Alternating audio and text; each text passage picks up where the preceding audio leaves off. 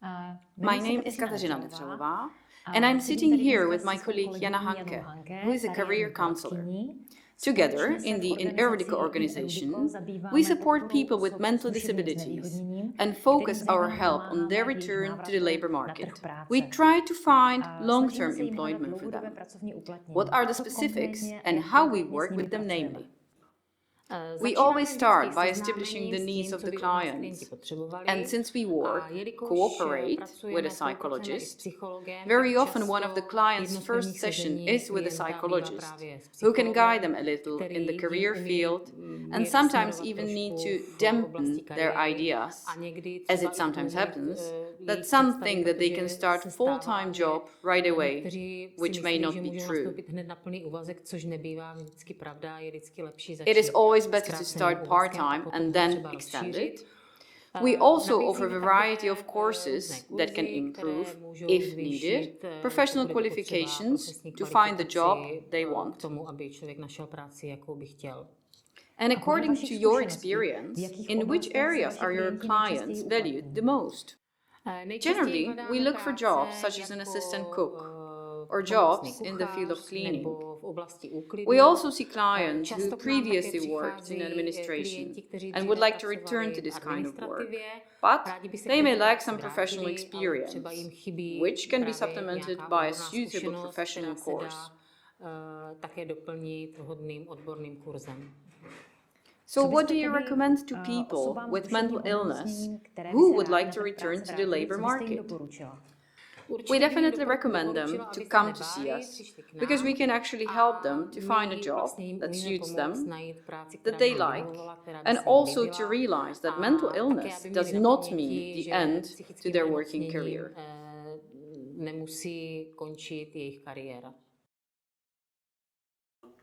So our guest today is Dr. Koláčková, a clinical psychologist, and at the same time the initiator of a project which supports people with mental illness with their return to the labor market. What led you to this idea? I was very inspired by the possibilities of how a person can use his work potential. And I was sorry that our patients, that is, patients who were hospitalized in a psychiatric hospital, or by extension the psychological clinic here, did not have that much space to enter the labor market, precisely because of their mental disadvantages. And that mental handicap often extended to their work, family, and other relationships. So the inspiration to create some working conditions that were softened as much as possible was appropriate. I met you, and that was the pivotal moment when you inspired me to do it. And at the same time, we told each other how to actually enable them to get back into the labor market. So what do you think the specific conditions are for those people to be able to succeed? Those conditions are mainly their own interest and motivation, because not any two mental illnesses are alike. There are people in different stages of the illness, and not everyone has the opportunity to activate their healthy resources, which we actually count on. That means the condition is mainly interest, those who want to look for ways, and those who don't want to look for reasons, as Verich says. So as a result, we need motivation. We need their ability to self-reflect what stage of the illness they are in. We also need their ability to negotiate with others, the ability to manage. It means a kind of executive in their lives.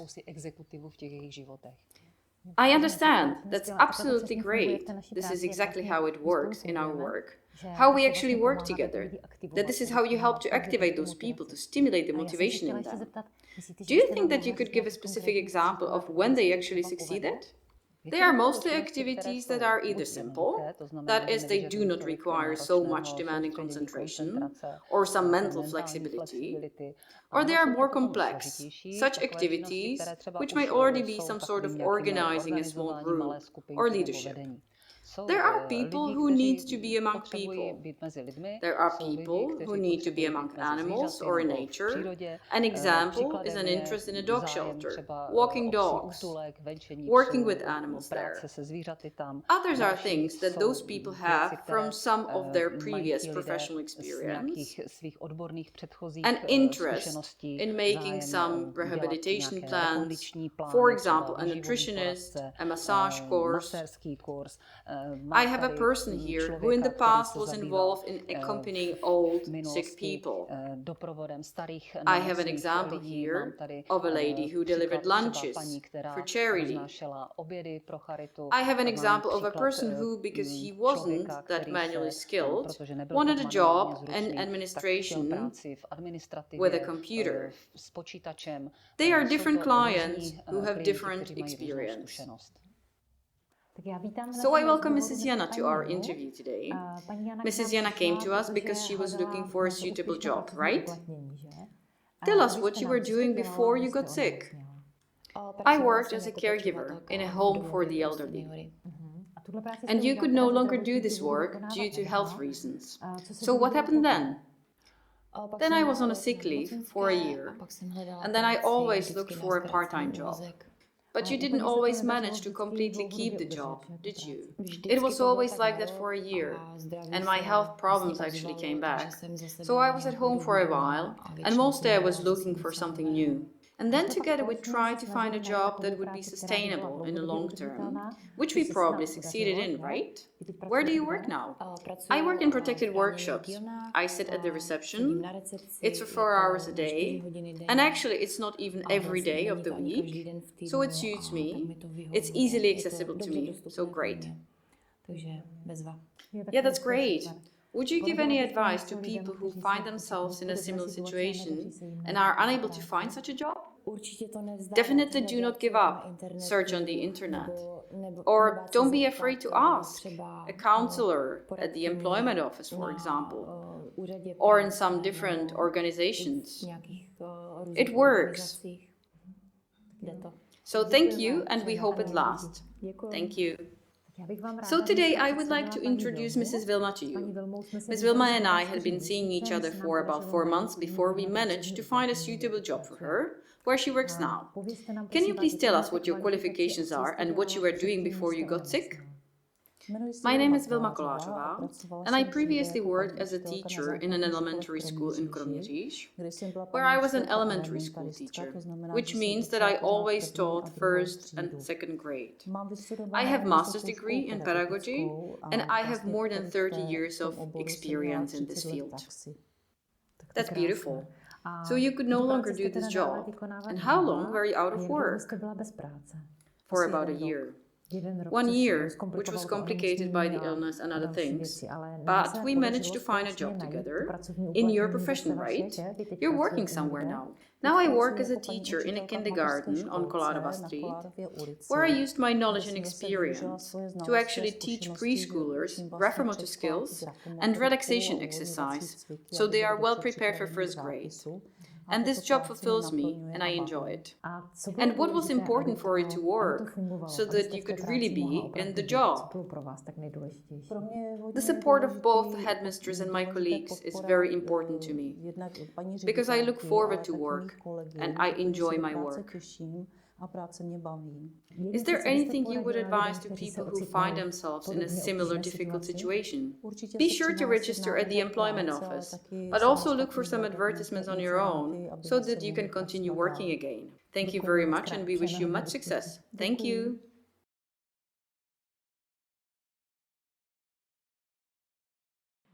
We are at the mouth of the great stream of Rafina. Dear Sofia, as a social worker and as a mother of a daughter with ADHD, how has this experience helped you to understand the challenges faced by people with ADHD in the labor market? And what advice would you give to parents and people with ADHD facing similar difficulties? ADHD for me as a social worker was in the set of symptoms listed in the medical textbooks, and then the suggestions I would have to give to parents on how to integrate their children into the educational system. Later, when I had a child with ADHD, things were a little different. The daily feelings of fatigue, sadness, intense anxiety about what this child is going to become in the future made me conclude that the main goal is to develop mental resilience, develop skills such as critical thinking, problem solving, focusing on certain goals, and putting a lot of effort into achieving those goals, highlighting the strengths that a person has, as well as trying to identify the positive elements in each situation every time. This is what I would advise parents to do, as well as to have confidence in mental health professionals, to accept ADHD in their child, to educate themselves about ADHD, the positive and the negative elements, and to be with them with love and patience, fellow travelers on the journey of self esteem, self regulation, and self control. Dear Amalia, you are a student at the University of Piraeus and you have ADHD. We would like you to tell us how you manage, with what strategies you manage to balance your academic and work commitments.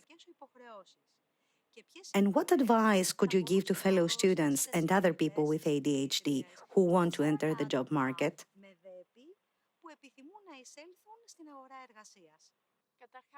To begin with, I have passed in the Department of Economics at the University of Piraeus. Combining work and studies is something very difficult for me because I have ADHD. But I have chosen a part-time job so that I can focus on my studies because attending lectures is the be-all and end-all. I have good organization, which my mother taught me and she continues to help me. I would advise my peers to use a planner to write down their daily tasks, put cell phone reminders, and use the to-do list, which is very helpful. Finally, I would advise them to choose a job that they like, suits them, and can cope with, or a job that they can set their own hours without a boss, or a part-time job so they can focus on the school they are attending.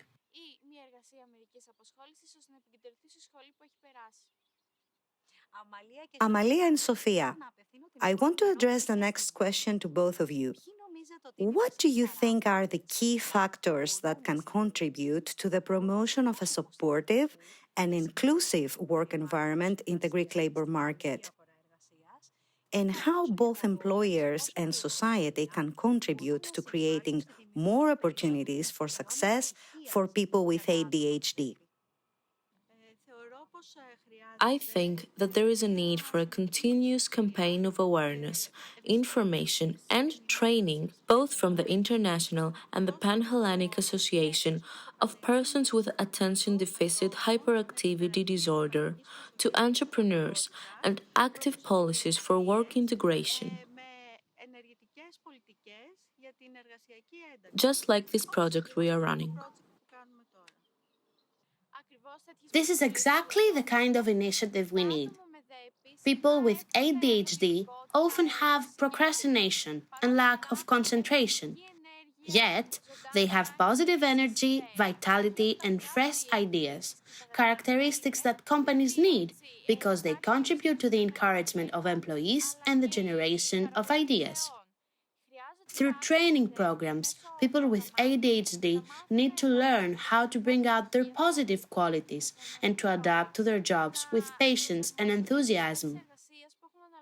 On the other hand, businesses need to learn through specialized seminars what ADHD is and what its benefits are for both businesses and employees themselves so that they do not treat it as a disease.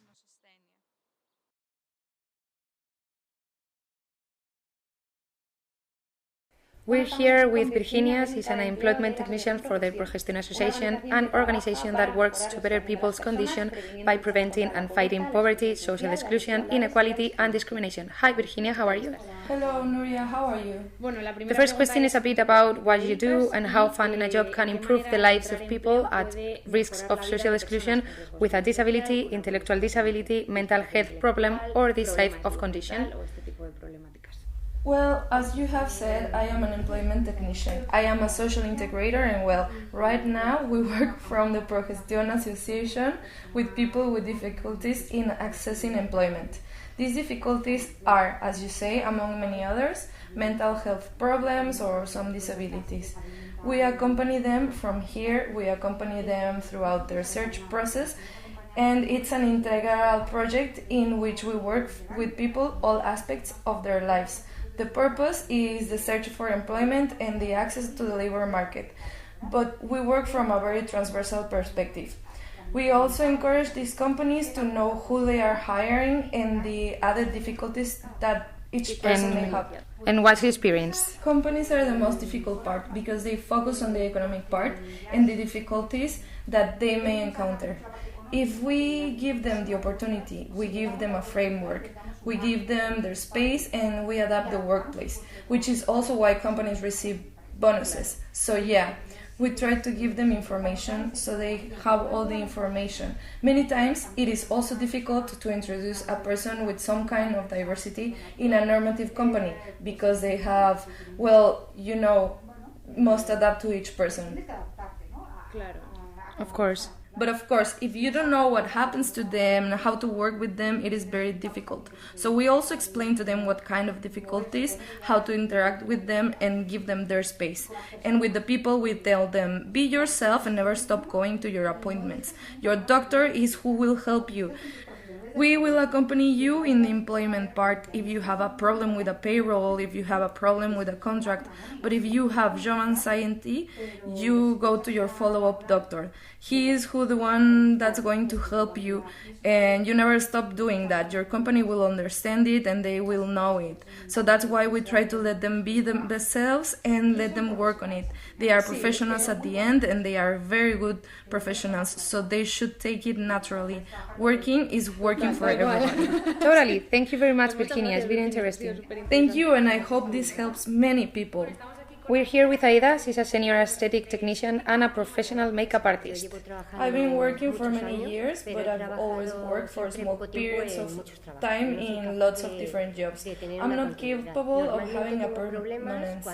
Normally I have problems when I start working and everybody is happy with me, I incorporate well, I get along with everybody. Besides, I'm a hard worker. I like to work. When I'm in the stores or whatever, it is that I'm working. I know my role, my duties, and everything I must do. They start trusting on me to assign me more tasks. They start demanding me levels of work that, although I'm capable of carrying them out, they collide with my illness, and it's the level of demand that ends up getting the best of me. Always. What upsets me a lot is when companies border on illegality with rights, when you have an established schedule and suddenly they change it, or when they ask you to do things that they are not part of your When job. they take advantage of you, basically. Yes, they do that to all of us. Whether you have a disability or not, in all jobs, they are always trying to testing you to see how far they can go with you, always. The problem is that maybe they do this to you and you are able to set a limit and say, no, I'm not doing this. But the problem is that when they do this to me, I get home feeling sick, I get home with anxiety, attacks, with very negative ideas, and the next day I can go to work because I'm at home feeling terrible.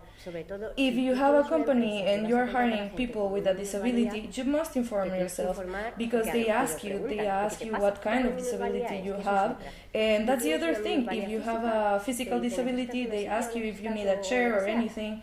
And you can say, I need this and that, and they adapt themselves. But if you have not physical disability, there's discrimination. They don't ask anything. You can work under certain conditions. I have borderline personality disorder, so they would ask what it consists of, and you'd say, well, this is what happens to me, therefore I need people that respect my limits and a person I can approach and say, hey, I'd rather not doing this because it causes me a problem. I already know what I can do and what I cannot do, and just add a little bit of empathy, but there is no protection for the worker, and those of us who are more vulnerable have even less protection. And I've been dealing with this for many years now, since I was 27. You don't see yourself with the same energy. The world is a very complicated place, and the labor world is very hostile. Very hostile. Thank you very much, Aida, for sharing your experience. I hope it helps a lot of people. Me too. We're here with Gemma de Pablo. She has a bachelor's degree in psychology. She has her own psychological support and personal development project. We're going to ask her about people with disability and the workplace. Gemma, do people with some kind of mental disability have opportunity to find a job? Yes, of course they do, evidently. They don't stop being people, right? And every person, I like to approach it from the perspective of a continuum of diversity. That means that all people in some way have some capacities and maybe we don't have others. Therefore, within the context of people with some disability, of course, they can find a job, absolutely yes. And what about people with a serious mental health issue or some mental health problem? Why should they work? What are the benefits? I believe that we have made progress in this area or are making progress. I don't think we have made a complete progress yet, but we have indeed made a path. Or we are making a journey from a conception of mental health as something very incapacitating that prevents us from leading a normal life, right? In the past, we already know that they were placed in institutions to be included within society, and this means that they work in the same way as the rest of people. Why? Because it's a health condition, just like we can have a physical health condition, and not because of that one thinks of not going to work, right? Actually, I think that the fact that they are no longer placed in institutions and that they are able to live at their homes, in residences, whatever, accompanied or not, is very beneficial for their health and their development also. And clearly working contributes to that development. It makes them see themselves as the people they are, and overall, it helps them evolve and not focus on the health issue. Well, the disorder is something that conditions certain aspects, but the same way a person with a motor disability or a hearing aid disability could have. Exactamente en el mismo orden.